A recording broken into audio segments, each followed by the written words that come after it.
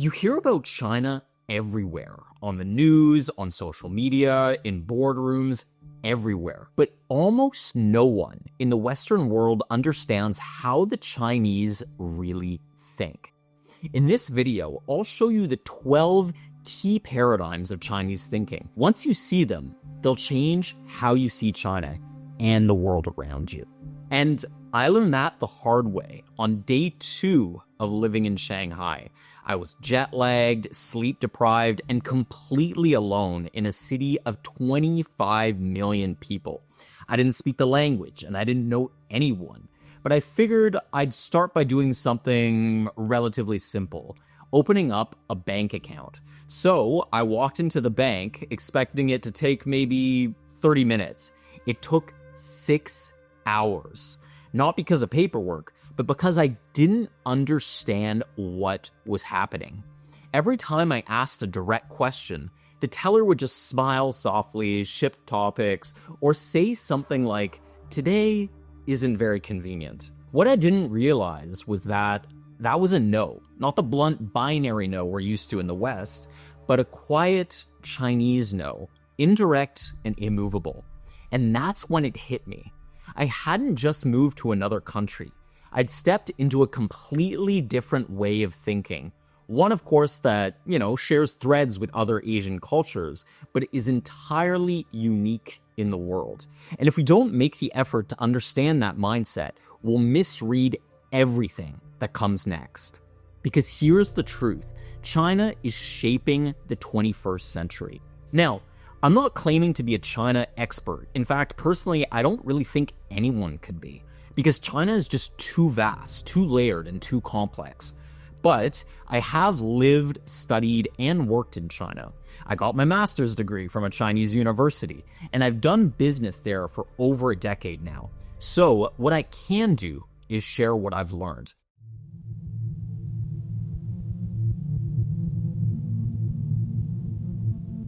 Let me take you back to one of the most stunning rises and falls in history.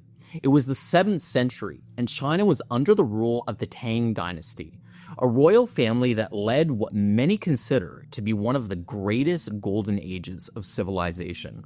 And this wasn't some backwater empire, it was the most advanced society on Earth at the time. Its capital city, called Chang'an, was massive, bigger than any city in Europe at the time. Scholars, traders, artists, and diplomats all traveled from as far as Persia and India to witness the brilliance of Chinese culture firsthand. Poetry, art, science, and trade all flourished. This was a time when China wasn't just rising, it was the center of the world. But then, it all fell apart. The Tang rulers became corrupt, rebellions broke out everywhere, China's borders came under attack, and eventually, the dynasty totally collapsed. It was total chaos. Now, in the West, we often think of a fall like that as the end of the story, a failure. But in China, it wasn't seen that way at all, because just a few decades later, out of all the chaos, a new dynasty emerged, the Song dynasty. And with it came some of the greatest inventions the world has ever seen. Paper money, gunpowder, the magnetic compass, and movable typewriting, amongst others. And then again, it came to an end when the Mongol Empire invaded. The country fractured and power just dissolved, and the cycle repeated. This pattern of rise, decline, collapse, and rebirth isn't just how Chinese history played out with all the dynasties and emperors of the past, it's how Chinese people see time itself. In the West, we're trained to think of time as a kind of straight line. We believe in steady progress, and there's only one direction, forward. There's a beginning, there's a middle, and there's an end to everything. But in Chinese thinking, time isn't linear. It's cyclical. There's no beginning, there's no middle, and there's no end. Dynasties come and go. Good times and bad times follow each other like the seasons. And most importantly, no rise is permanent and no fall is final. There's no success that lasts and no failure that's fatal. This way of thinking is built deep into the national memory. So when Chinese people, business leaders, or politicians face setbacks, They don't really see it as a crisis. And when things are going well, they don't assume it will last forever either. Because from their point of view, this is just the rhythm of history. They're not thinking in terms of election cycles or quarterly profits. They're thinking in centuries. And that's why, if you want to understand the Chinese in personal relations, in business, politics, or diplomacy, it's so important to understand this. They're not playing for the next win. They're playing for the next 1,000 years.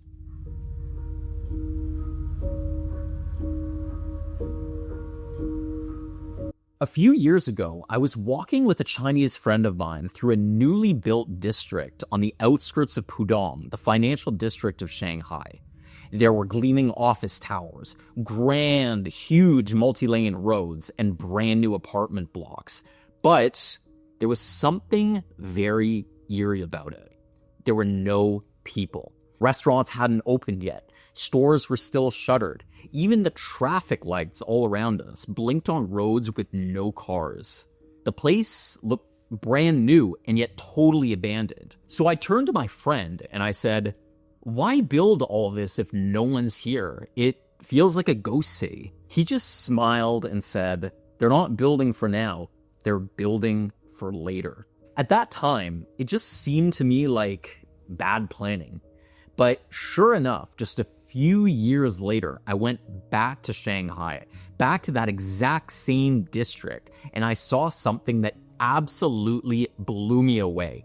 The place was thriving. Shops were open, offices buzzing, the sidewalks filled with people. What looked like a ghost town was actually a chess move 5 turns ahead, and I was just too short-sighted to realize it at the time. And that's when it became totally clear to me. China plays the long game. Westerners tend to think in quarters. Election cycles, startup sprints, and annual returns all come to mind. We want fast growth, immediate results, and quick wins.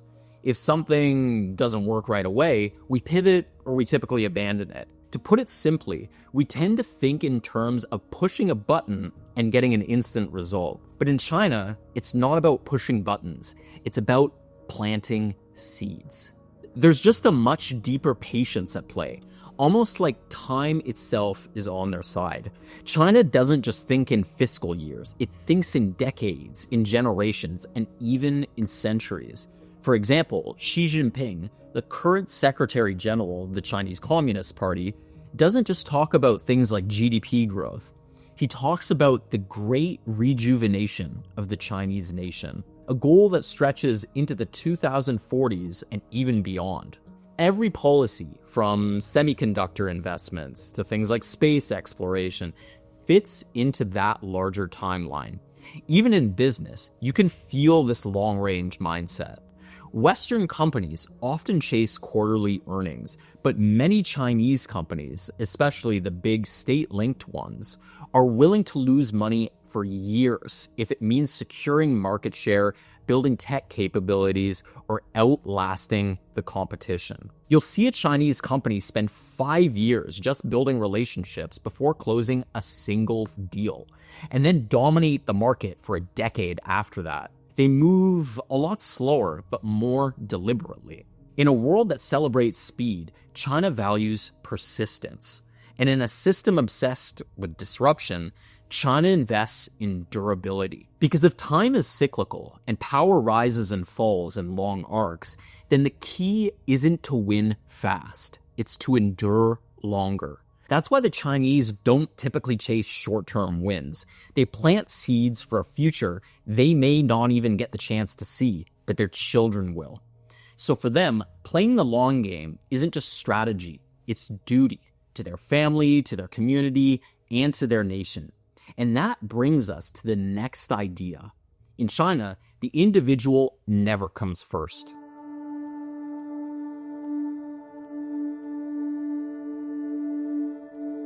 I will never forget the conversation I had one evening with one of my Chinese classmates. We had just gotten dinner at a restaurant and were walking through the streets of Shanghai, dodging all the scooters around us and the street food stalls, When I casually asked her about a job opportunity I heard she'd been offered, it was a very, very high-paying position with a great salary, a lot of upward mobility, and even a brand new apartment in a top-tier city. Now, this was the kind of opportunity that most people would absolutely kill for, but she turned it down. So I asked why, and she looked at me like the question didn't even make sense. She said, "My parents need me close by, so obviously I'm not going to take it." To her, this wasn't some heavy emotional decision. There was absolutely no drama in her voice, no hint of resentment. It was just the obvious answer. She wasn't doing it for praise. She didn't really consider it as being a sacrifice. It was simply what you do.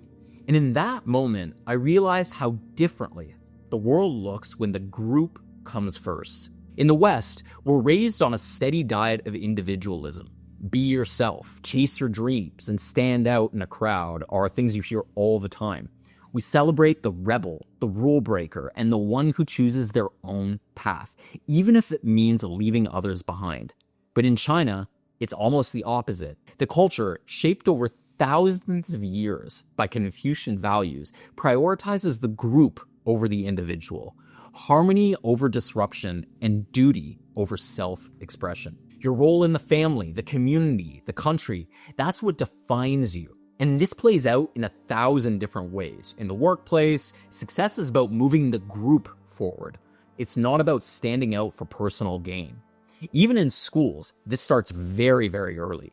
Students stand when the teacher enters. They answer in turn. There's a very deep respect for order and discipline, not because creativity isn't valued, but because learning how to operate within a system is considered more important than breaking out of it. And then, of course, there's the family.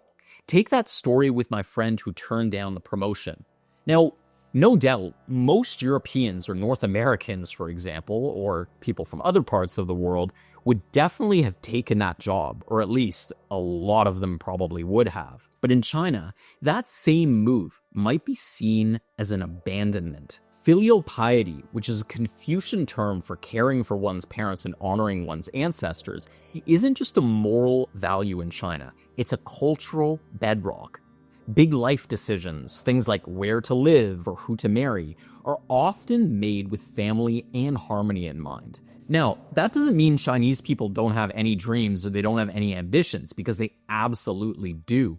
And it's also important to note that the younger generations are definitely becoming more individualistic. But still, in China, personal ambitions are usually framed around service to the group, bringing honor to the family, contributing to the nation, or fulfilling one's role in the larger whole.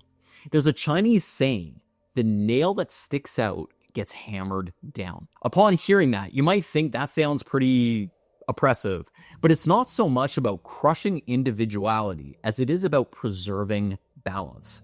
Put it this way, in the Western world, we often frame life in terms of rights, but in China, it's about responsibilities. And that's not a flaw, it's just a different logic and a different lens. And if you try to engage with China, whether it's in business, diplomacy, or just understanding it from afar, without understanding this fundamental difference, you'll misread everything that follows.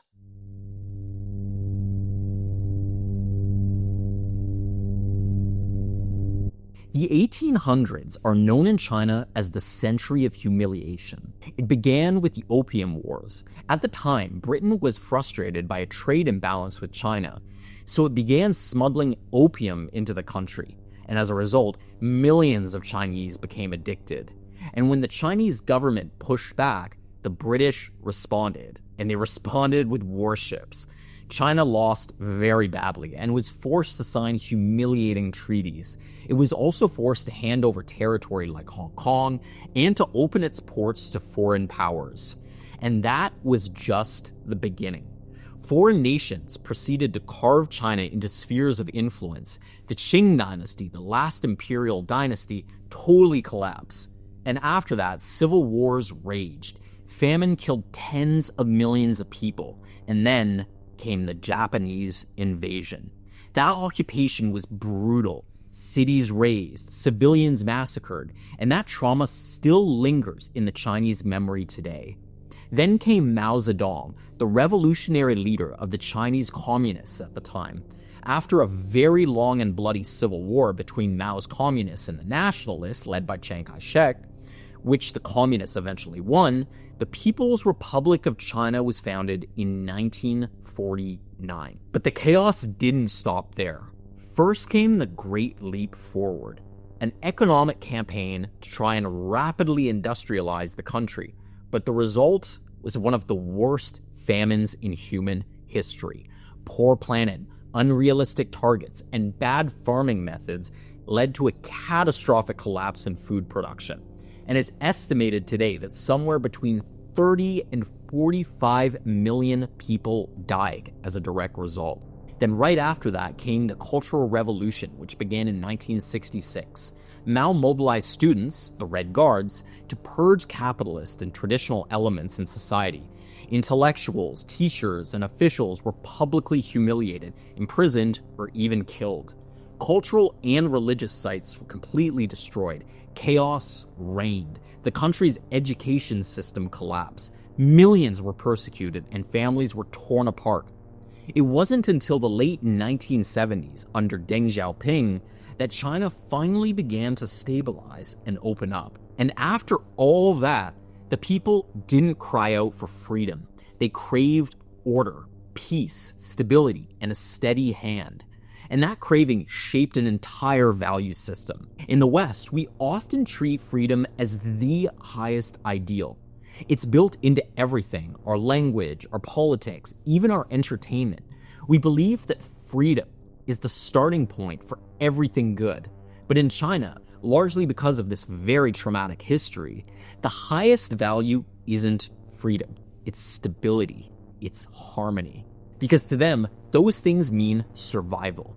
They've seen firsthand what happens when order collapses, and they know, probably better than most, that freedom without order can be very, very dangerous. Because when things fall apart, it's always the ordinary people who suffer the most. You know, I come from North America, and we grow up hearing slogans like, "Give me liberty" or "Give me death." But if you live through what the Chinese have, you come to believe something else entirely. That the opposite of liberty isn't tyranny. The real threat is chaos. That's why, even today, the Chinese government places enormous emphasis on social harmony. You hear that phrase used in almost every single political speech. It's the belief that a stable, orderly society is the foundation for everything else. You see it in daily life, too. Disagreements are just smoothed over. Public criticism is avoided. Conversations are often wrapped in subtlety, not necessarily to mislead, but to preserve peace and to avoid shame. Even online, censorship isn't just a top-down mechanism. Many citizens genuinely support it because they believe it protects that social order. Now, this doesn't mean people don't care about rights or they don't care about freedom at all. But in their hierarchy of values, stability comes first. Because without it, they know what happens. This is one of the deepest differences between East and West. In the West, we often assume that freedom leads to harmony. But in China, they believe the reverse, that harmony is what creates the space for freedom, if and when it's possible. It's not just a political view, it's a cultural memory, one written in blood, famine, and upheaval. So when the Chinese government cracks down on protest or controls speech, Westerners tend to see oppression. But many Chinese see something else entirely. They see protection from the kind of collapse that once nearly destroyed them. That doesn't mean you have to agree with all the methods the Chinese government uses, but you can't understand China if you don't understand why stability matters more than liberty. Because when you've lived through a century of total chaos, you don't take order for granted. You protect it at almost any cost. And if harmony is the highest priority in Chinese culture, then face is how that harmony is maintained.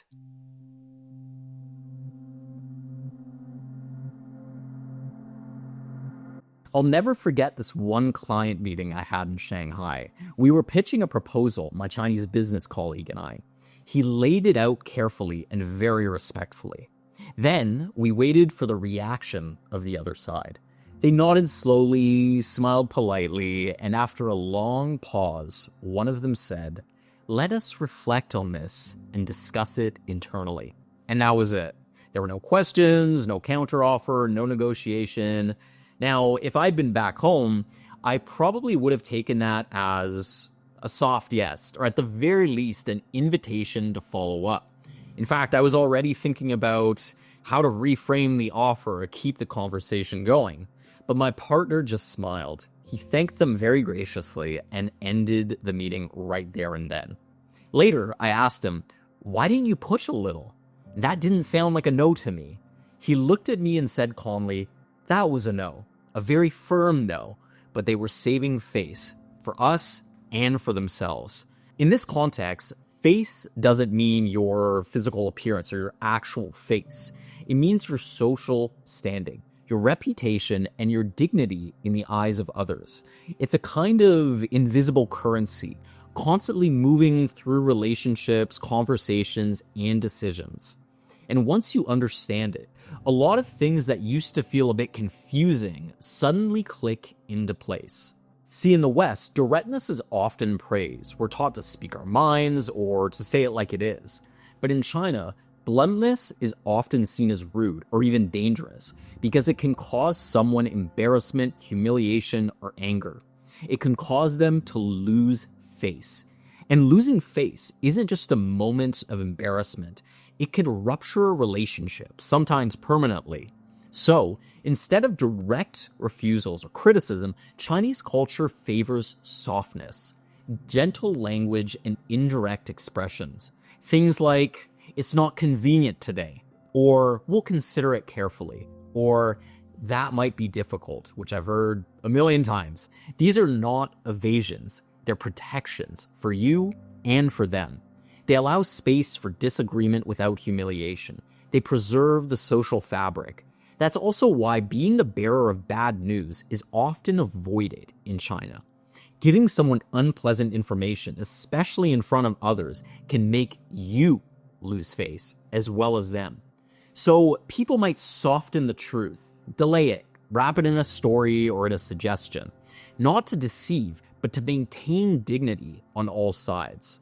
This also explains why so many decisions in China are made outside the meeting room, over tea, over dinner, or at karaoke, because those spaces are regarded as being safer, more relaxed, and they allow people to build trust, show respect, and protect face before anything official is on the table.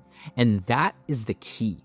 In China, you're not just negotiating a deal, you're negotiating face. Logic and numbers just aren't enough. If you make someone look foolish, even if it's unintentional, it doesn't matter how strong your argument or how persuasive you are. You may have just shut the door for good. But if you protect face, even when you disagree, you build something far more valuable than a deal. You build trust. And that's what makes face so powerful. It's not just etiquette. It's not about ego at all. It's about relationships and connections, or what's known commonly as guanxi in Chinese. It's the unspoken agreement that keeps harmony intact. It's the reason indirectness is respected, not as a weakness, but as wisdom.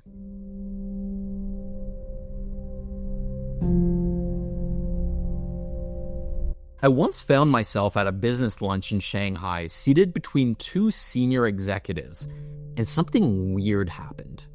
There was something very strange about the way they were interacting with each other. They were negotiating something very delicate, terms of a long-term partnership. But the thing that struck me wasn't what they said, it was how they said it. There were no sharp words. There was no, "I disagree," or "we can't do that," or "this is wrong." Instead, there were long pauses, vague compliments, and phrases like, "That's an interesting perspective," or "We may need more time to fully appreciate this angle." From the outside, it looked like a polite conversation, but underneath, it was a chess match. Neither wanted to lose face. Neither wanted to force the other into a corner, but both were drawing lines, clearly, carefully, and with absolute precision. That's when it really hit me. In China, subtlety isn't a soft skill, it's a strategic principle. In the Western world, we often admire bluntness. We celebrate clarity and the ability to speak your truth. Our heroes charge into battle, take a stand, and leave nothing ambiguous.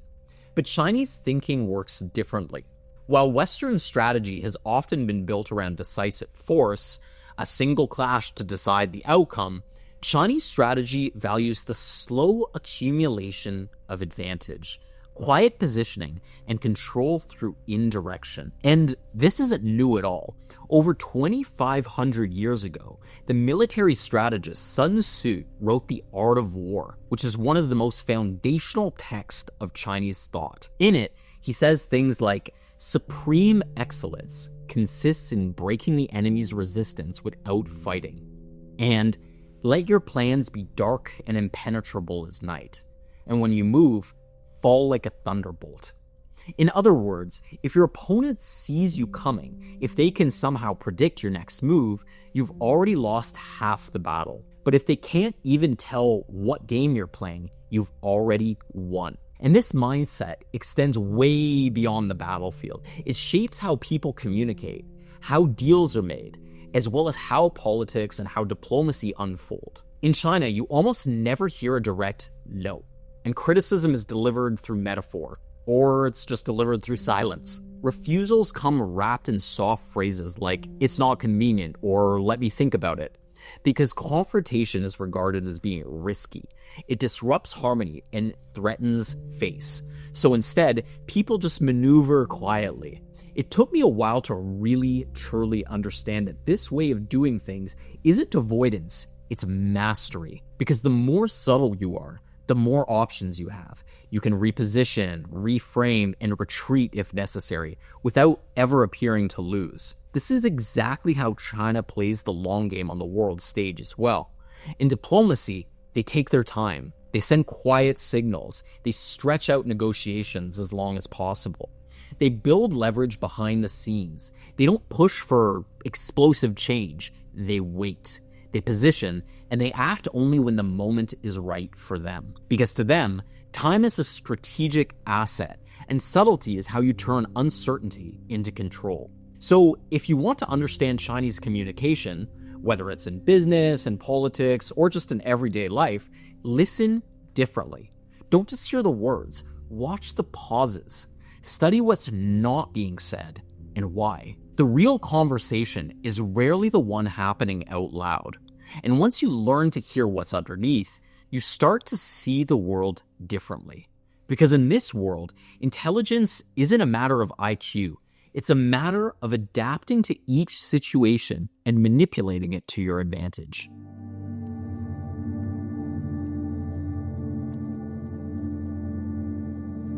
Let me tell you something that happened to me that I will never forget. I was with a friend of mine, and we were walking along a mountain path that followed a river just outside of the city of Guilin in southern China. The setting was just so serene, with the rays of sun and the rays of light coming down through the tree branches, and these spectacular mountains all around us. We stopped at a bend where the river had carved out a perfect curve into a kind of stone wall. And I made an offhand comment about how strong the water must have been to cut through solid rock like that. My friend just smiled, he shook his head, and said something that I never expected. He said, "No, water isn't strong, it's patient." Then he shared a line from Lao Tzu, one of the great Taoist philosophers. "Nothing in the world is as soft and yielding as water, but for dissolving the hard and inflexible, nothing can surpass it." That's stuck with me ever since, because it's not just poetic, it's a window into how the Chinese think about intelligence, power, and resilience. In the Western world, we often associate intelligence with sharpness, with IQ, with logic, and with quick thinking, or with the ability to out-argue or outperform others. But in China, the ideal isn't to be sharp, it's to be like water. Water doesn't fight, It flows. It doesn't attack obstacles head on. It moves around them, completely adapting itself to the environment and never retreating. And in the end, it shapes the world, not through force, but through persistence. And that metaphor is more than just philosophy. It's a very deep cultural instinct. In Chinese politics, we see this all the time. China rarely meets confrontation directly. Instead, it watches, it waits, and it adjusts its strategy. It doesn't try to win with one single knockout blow. It just keeps flowing, slowly gaining ground. In business negotiations, this mindset shows up constantly. Where a Western CEO might push hard to close a deal, their Chinese counterpart might spend weeks just building rapport. But they're not stalling. They're shaping the terrain and watching for the moment when the pressure shifts in their favor. Even in personal life, there's a tendency to avoid direct conflict and instead navigate problems with subtlety and grace. Because in Chinese culture, true intelligence isn't about dominating the moment. It's about remaining adaptable and changing your strategy based on the conditions around you. And when you look at China's long history, dynasties rising and falling, chaos followed by renewal, you begin to understand why this particular mindset took root. To survive in a world that's constantly changing, it's necessary to change yourself as well. To bend, but not break. To move around obstacles, but not crash into them. And if intelligence is about staying strong through uncertainty, then the next paradigm is about accepting something deeper. That uncertainty itself isn't the exception, it's the rule.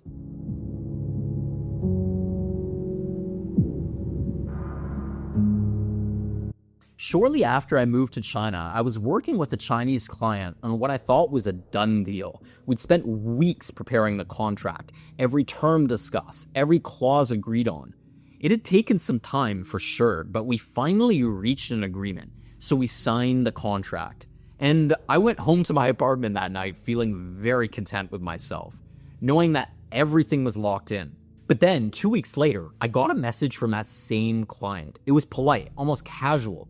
He said, "Hi Aaron, after further internal discussion, we've made some updates to the agreement. Please see attached." So I opened the file he had attached and was shocked. It was a completely different contract. The scope of the project had changed, the payment terms were different, and even the timeline was pushed back significantly.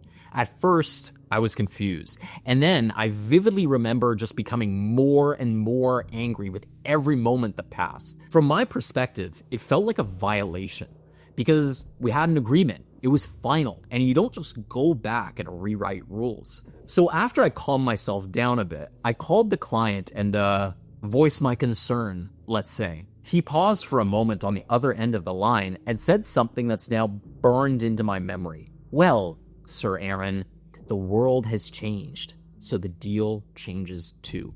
To him, it wasn't about disrespect or dishonesty. It was about something much deeper. In Chinese culture, certainty is not the norm. There's no assumption that once something is decided, it stays that way. The only constant is flux, and wisdom lies in adapting to it. This mindset goes all the way back to one of China's oldest philosophical texts, the Yi Jing, or Book of Changes. It's not a book of commandments or a code of fixed laws. It's a guide to understanding how life shifts, evolves, and reshapes itself, and how we in turn have to move with it. In China, people grow up with the idea that change isn't just something that happens, it's the underlying nature of the world. And when something in life shifts, a policy, a relationship, or a market, the instinct isn't to resist it. It's to recalculate, reposition, and reframe. And if you look at modern China, that mindset is everywhere. It's how a country that was largely rural just 40 years ago became the world's manufacturing engine in just one generation, and is now leading the way in tech and innovation. It's how companies in China are constantly reinventing themselves, creating things like new divisions or products without the same attachment to permanence that we typically see in the West. It's why when you negotiate in China, things feel more like a process than a transaction. because everyone expects that something will change and that you'll need to adjust accordingly. Even the language reflects this. In Mandarin, there are multiple expressions that suggest adaptation is a sign of intelligence. Being rigid in your thinking, or being married to a particular ideal or to a particular belief, isn't seen as a strength, it's seen as naive. And that brings us to a deeper truth. In the West, we often look for stability before we take action. We want things to be clear, firm, and predictable. But in China, you take action in motion. You move while the ground is still shifting. You don't wait for certainty. You find your advantage inside the uncertainty, which leads us to the next paradigm. Not only is change constant, but trying to solve problems once and for all might be the wrong way to think about them altogether.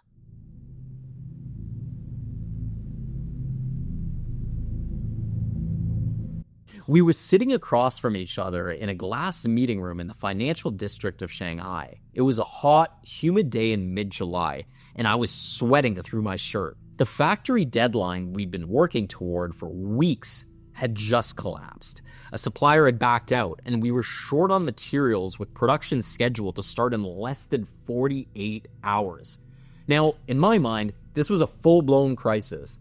Everything we planned was about to fall apart, and I was freaking out.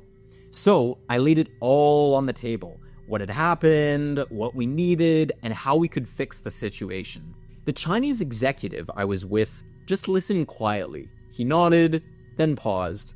He didn't argue, he didn't scramble. He didn't even look worried in any way. Instead, he smiled slightly and said, "Maybe we change the packaging, or maybe we change the shipping timeline, or the quantity." I was stunned, because there was no frantic rush to solve the problem at hand. No plan to go to war with the supplier, and no attempt to force a perfect outcome. There was just adjustment and soft redirection. That was the moment I realized something important. In China, the goal isn't to eliminate the problem, it's to contain it, to navigate it, and to flow around it. Because in Chinese thinking, problems are never really solved. You fix one issue and it creates another. You push in one place, and the pressure shows up somewhere else. So, that all being the case, the smarter move is to manage complexity, not fight it. And this mindset runs deep. From ancient Chinese philosophy to modern diplomacy, there's a deep cultural belief that the world is always changing, always shifting. Balance is temporary, and solutions are always temporary as well. Everything is constantly in motion. So you don't conquer uncertainty, you learn how to move with it. And that's exactly what I saw in that meeting room that day. A quiet confidence, a belief that you don't need a perfect outcome to make forward progress, that controlling every variable isn't just unnecessary, it's impossible. That's how Chinese leaders think. That's how Chinese strategy works. And that's why, in China, the real power isn't in solving the problem once and for all. It's in knowing how to keep moving anyway. And that brings us to something even deeper, something that often throws Westerners off completely. If problems never really disappear, and if the world is constantly changing, then what does that say about truth itself?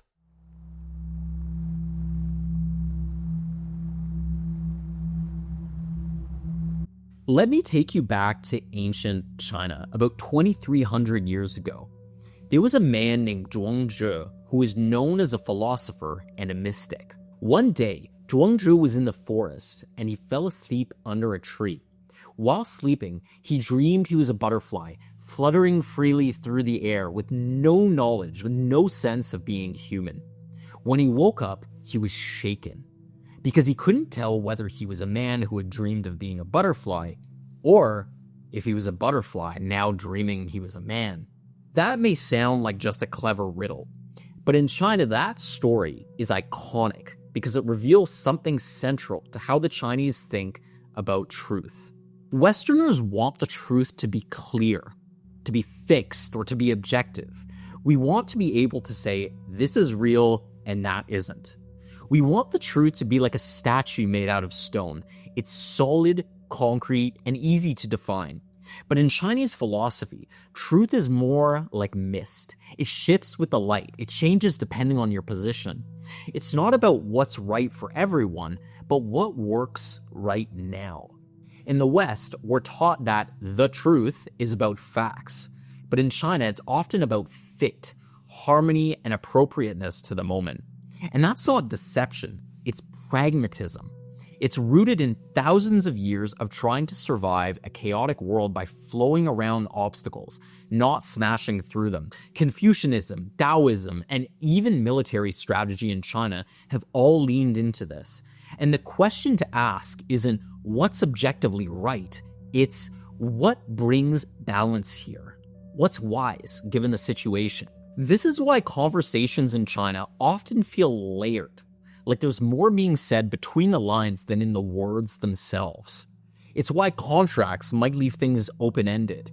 It's why people sometimes give an answer that sounds like a yes, but in reality, they actually mean not really. Because in that moment, a direct no might cause someone to lose face, and preserving harmony is more important than stating some blunt fact. So Zhuangzhu's dream about the butterfly isn't just a story or a riddle, it's a metaphor for a worldview. One where truth isn't absolute, it's open to interpretation depending on the situation. And once you get that, once you stop expecting every answer to be black or to be white, you begin to navigate things differently. You stop demanding directness, you start listening for tone, context, and timing, and you realize that understanding doesn't always come from asking harder questions, but from paying closer attention. Because in China, truth isn't something you land on, it's something you move with. And if you try to force it into a box, it slips right through your fingers.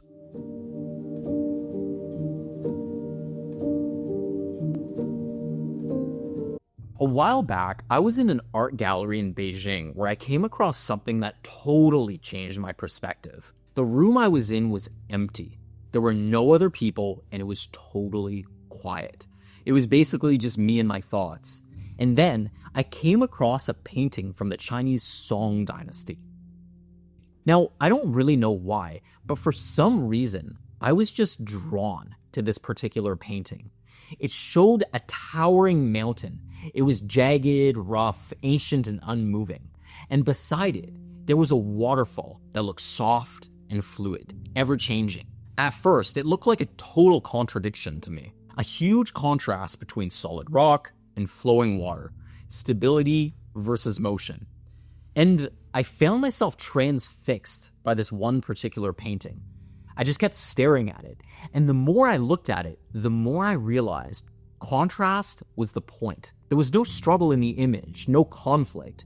The mountain and the water weren't opposing forces. They needed each other. They defined each other. One gave form and the other gave movement. And together, they made the landscape whole. And that's when it clicked for me. This is how the Chinese see the world. They embrace paradoxes and contradictions. Us Westerners always want to resolve contradictions. If two ideas conflict, one must be right and the other must be wrong. But in Chinese thought, truth lives in tension, in a dynamic balance between opposites. And you see it everywhere once you start looking. China itself is many, many things at once. Traditional and futuristic, patient and ambitious, authoritarian and wildly entrepreneurial, all at the same time. That all might feel inconsistent, but to many Chinese, it's just life. Paradox is not a flaw to fix. There's an ancient Taoist saying, the sage does not eliminate contradiction, he harmonizes it. In other words, wisdom isn't about choosing sides, it's about learning to stand in the middle and see both truths at once.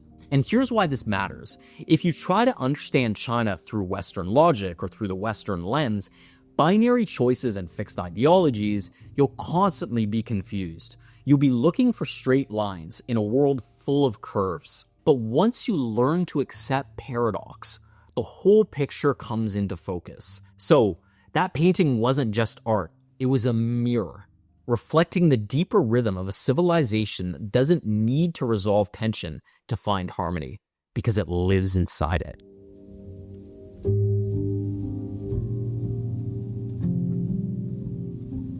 In 1973, a British envoy named Lord Macartney traveled from London to Beijing. And the trip did not go as he expected. He brought gifts, things like clocks, telescopes, and fine textiles, all meant to impress the Qianlong Emperor, the ruler of China at that time. He also brought a letter from King George III proposing trade, diplomacy, and an opening of China's markets. Macartney expected admiration, negotiation, and at the very least, maybe curiosity. But the Qianlong Emperor had other ideas. He dismissed the gifts as unimpressive. He rejected the letter outright.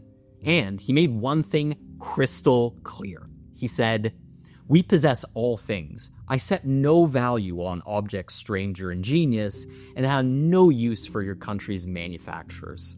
Now, you might think this was just rude, and it may very well have been, but it was also something else entirely. It was a worldview. The Chinese mentality has always been that they don't need to import greatness because they're already at the center of it. So that particular moment between Lord Macartney and the Qianlong Emperor reveals something essential about how China sees itself even today. Let's look at America for a moment, just to contrast. Its exceptionalism is evangelical. It believes its values are universal and should be shared, spread, and even imposed if necessary. That the world would be better if it looked more like America. Of course, this has changed and evolved a lot in recent years, but America has had that paradigm for a lot of its history. But China's exceptionalism is civilizational. It doesn't want to change the world in its image. It just wants a world where its image can exist, uninterrupted and unchallenged. In his book on China, Henry Kissinger once said, "American exceptionalism is missionary. Chinese exceptionalism is cultural." China doesn't want the world to become Chinese. It wants the world to respect that is Chinese, to let it be what it is without interference, without lectures, and without conversion. This worldview guides everything that China does on the world stage. To be sure, China has interests and a stake in pretty much every corner of the world, but there's no ideological mission. There's no push to adopt Chinese political structures. Instead, it's about presence. Things like infrastructure, ports, loans, and influence. It's not be like us, it's make space for us. That doesn't mean China lacks ambition. It absolutely wants power, position, and leverage, but it doesn't want to be loved. It wants to be respected, understood if possible, and feared if necessary. And this is where the entire Western world often misreads the game, because we assume every rising power wants to remake the world, but China wants to recenter it. Not a global makeover, just a return to the world as it once was, when China sat quietly in the middle, confident in its own way, not needing the world's approval, only its recognition. And that's the final key to understanding the Chinese mindset. They don't see themselves as merely one rising nation among many. They see themselves as a 5,000-year-old civilization, returning to its rightful place. China doesn't want the same things as Americans, Europeans, or even most of the empires of the past. They don't play by those rules. And if you just assume that they do, you'll keep getting surprised. Because China isn't trying to convert the world. It's trying to outlast it. So now you've seen it. The paradigms that shape how the Chinese think. Not as propaganda, not as praise, just as understanding. And the thing is, once you see it, you can't unsee it. You begin to understand why China acts the way it does. Not just on the world stage, but in business, in diplomacy, and in daily life. And you realize something else too. The mistake we often make in the West is assuming the world will bend to our way of thinking. That if others don't value what we value, things like freedom, individuality, and directness, it must mean they're wrong, or behind, or oppressive. But the truth is, we're all shaped by our histories, our traumas, our victories, and our fears. China's mindset isn't random. It was forged over thousands of years in cycles of collapse and rebirth, chaos and order, pride and humiliation. You don't have to agree with all of it. You don't have to like all of it. But understanding the future means understanding the forces shaping it. And China is one of the biggest forces, not just because of its power, but because of how quietly, how patiently, and how strategically that power is used. So, if you take one thing away from all this, let it be this. You don't have to agree with everything, but it's worth paying attention, because understanding how others think might just change the way you see the world forever.